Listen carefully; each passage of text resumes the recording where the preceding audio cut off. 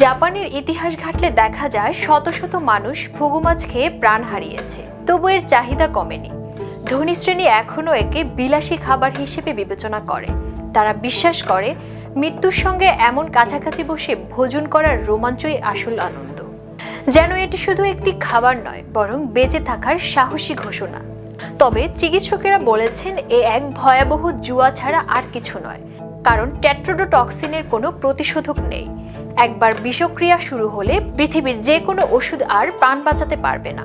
অনেক সময় মানুষকে শ্বাসযন্ত্রে কৃত্রিমভাবে বাঁচিয়ে রাখা হয়, কিন্তু বেশিরভাগ ক্ষেত্রেই শেষটা হয় নির্মম মৃত্যুতে।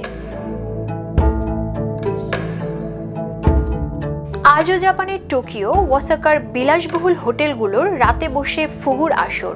সাদা প্লেটে কাঁচা ফুগু সাশিমি পাতলা কাগজের মতো করে সাজানো হয় ফুলের আকারে।